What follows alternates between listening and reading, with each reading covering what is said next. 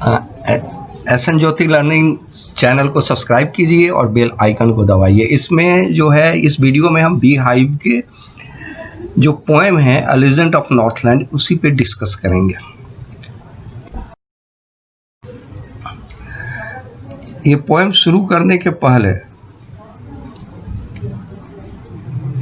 A legend of Northland दो word है, legend और बैलेड, इसका मीनिंग जानना जरूरी है। लीजेंड का मतलब होता है अ ट्रेडिशनल स्टोरी, ऐसी ट्रेडिशनल स्टोरी जो सदियों से कही और सुनी जाती आ रही हो, उसी को लीजेंड बोलते हैं। और बैलेड बोलते हैं when a story presented in the form of song और पोएम, किसी भी कहानी को पोएम में या सॉन्ग में कहा जाए तो उसी को बैलेड बोलते हैं। ये जो पोएम है ये लीजेंड भी है और ये बैलेड भी है। अब आइए इस पोएम को, अ लीजेंड ऑफ नॉर्थलैंड। नॉर्थलैंड जो है ये ग्रीनलैंड के ऊपर जो नॉर्थ पोल के आसपास बहुत जो कोल्ड एरिया होता है उसी को नॉर्थलैंड, उस एरिया को नॉर्थलैंड बोलते हैं। ठीक। अब पोएम का फर्स्ट लाइन है, away away in the northland where the hours of the day are few and the nights are so long in winter that they can not sleep them through. देखो away away दो बार है, natural है कि ये assonance है और repetition भी है, वर्ड रिपीट हो रहा है और इसमें जो है वॉयल साउंड का रिपीटेशन भी हो रहा है।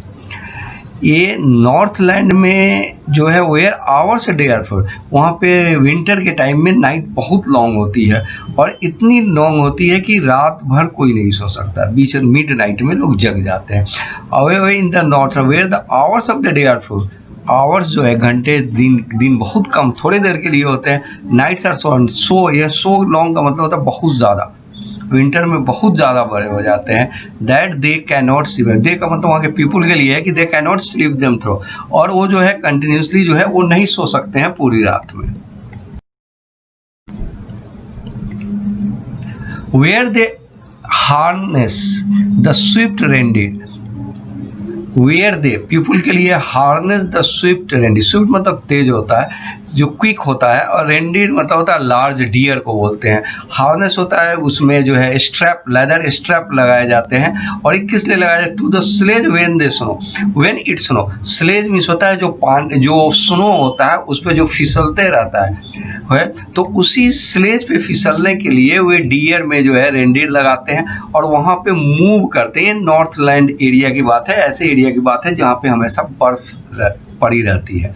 And the children look like bears cub, look like bears cub in their funny furry cloth. देखो लाइक वर्ड है तो ये तुम जानते हो कि जो लाइक वर्ड होता है एज और लाइक के कंपैरिजन में यूज होता है।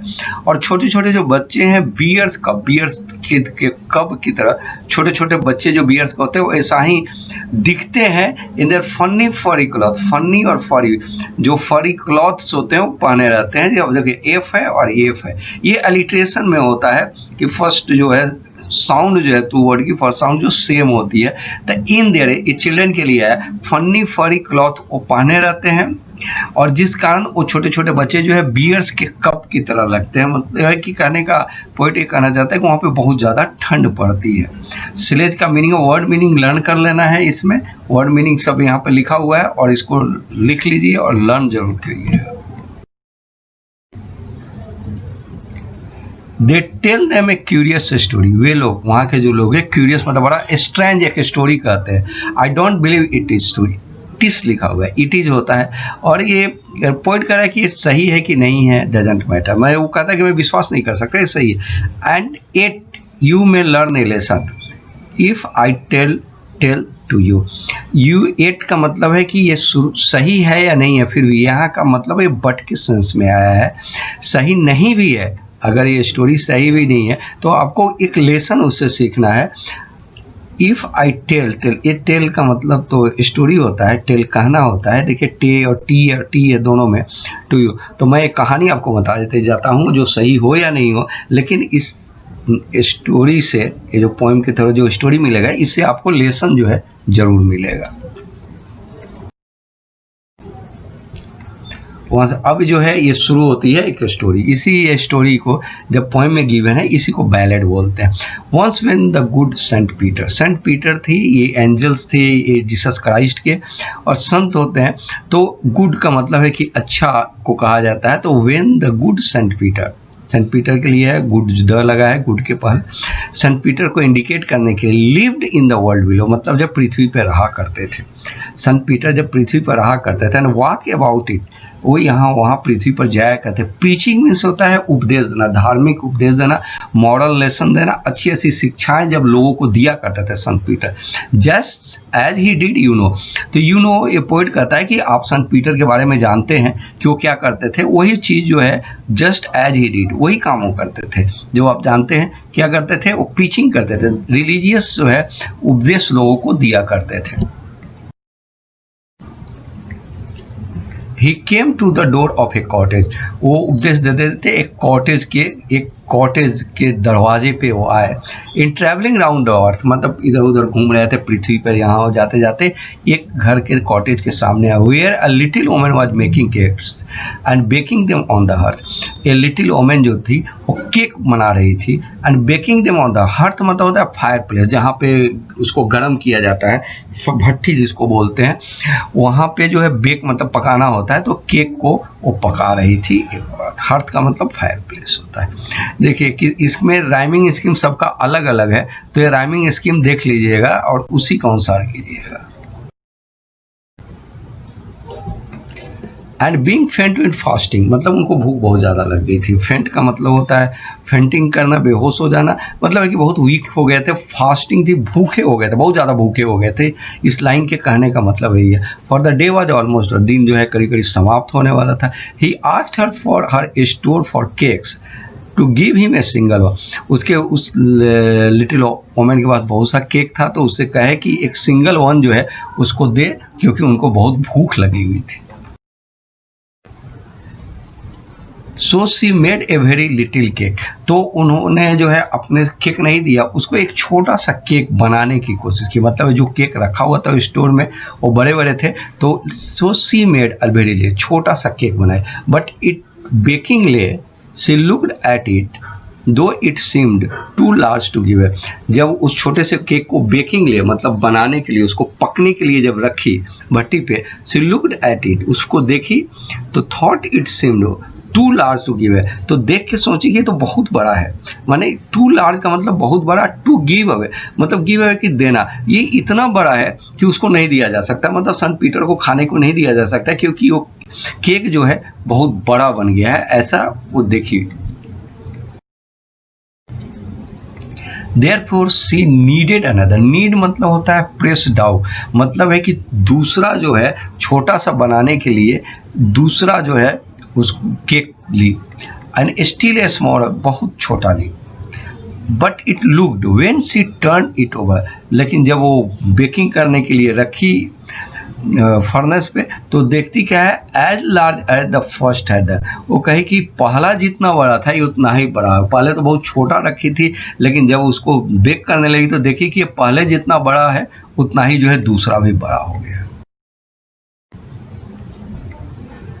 Then she took a tiny scrap of dough, वो उसको नहीं दी, वो कही कि नहीं ये बहुत बड़ा है और मैं खुद खाऊंगी, और वो जो है संत पीटर को एक छोटा सा देना चाहती थी। टाइनी मतलब बहुत छोटा, स्क्रैप ऑफ डाउ, डाउ मतलब जो छोटा सा रोल बनाते हैं जिससे कि केक को बड़ा करते हैं, तो then she took a tiny scrap of dough, छोटा सा ली dough, and rolled it flat, उसको जो है लंबा कर दी, रोल करके मतलब उसको लंबा करते करते उस छोटे से डो को बहुत बड़ा कर दी। Baked it thin as a wafer, wafer means होता है बहुत पतला, थिन एज, यहाँ पे एज लिखा हुआ है, एज जो है आप जानते हैं कि सिमली की तरह होता है, और वेरी थिन, वेफर मतलब बहुत पतला जो है उस दो डाउ को लेकर बहुत पतला कर दी।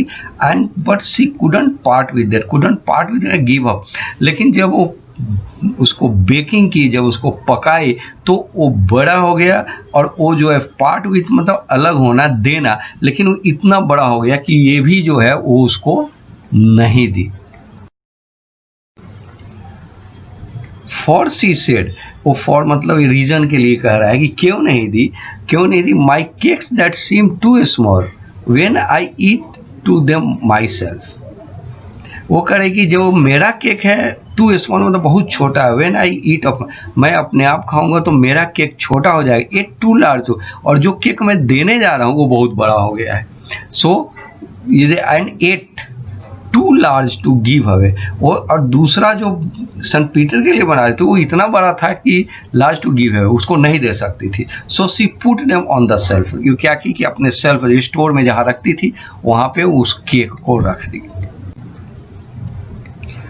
Then good Saint Peter grew angry, उनको गुस्सा आ गया, वो 3 टाइम्स छोटे छोटे छोटे केक बनाने की कोशिश की, केक देने की कोशिश की, लेकिन जो है वो केक बड़ा हो जाता था, उनको बड़ा दिखता था, और उसके बाद वो क्या करती थी कि वो नहीं देती थी।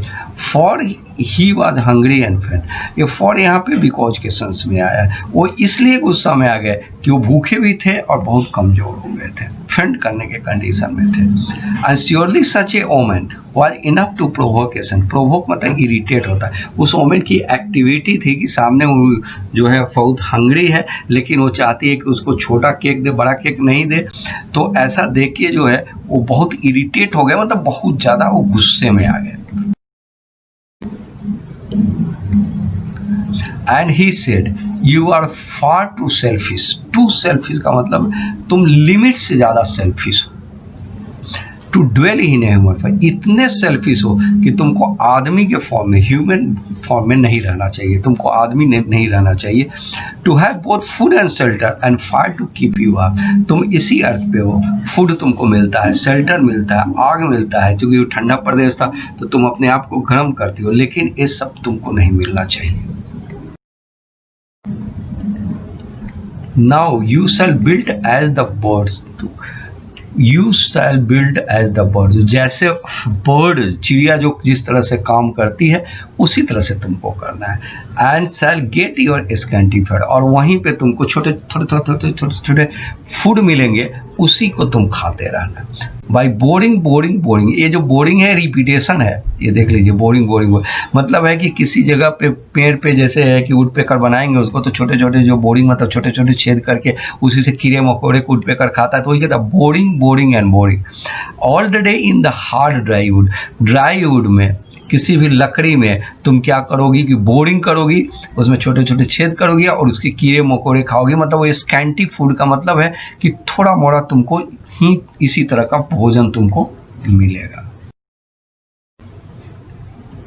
Then she went through the chimney, chimney के थ्रू ऊपर चली गई, नेवर स्पीकिंग ए वर्ड, और कुछ भी नहीं बोली। And out of the top flu A would, और ऊपर जाकर वो एक वुड पेकर बन गई। वुड पेकर एक बर्ड होता है जो इसी तरह लकड़ी वकड़ी को हमेशा बोरिंग कर करके उसमें से फूड निकालते रहता है। तो for she change a bird, अब वो बर्ड में चेंज हो गई है और वो वुड पेकर बन गई है।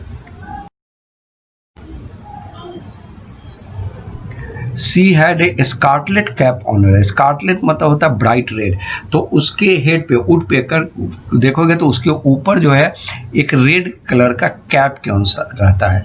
As that was left the same, उसी तरीके का जैसे वो थी, जैसे वो जब बना रही थी तो एक कैप पहनी हुई थी, और वही कैप जो है रेड कलर का कैप पहनी थी, जब वो बर्ड बन गई तो उसी तरह के उसके हेड पे जो है एक रेड कलर का कैप हो गया। But all the rest of her cloth were burned, चूंकि वो कोल के आगे जो है वो सब फर्नेस के आगे जो है कोल के आगे वो बेकिंग कर रही थी, इसलिए बाकी बॉडी जो है उसका as a coal in the flame काला हो गया था वुड पेकर का। तो वुड पेकर का जो है हेड जो है रेड होता है, बाकी बॉडी ब्लैक होता है, इसी तरह का उसका फीचर हो गया था।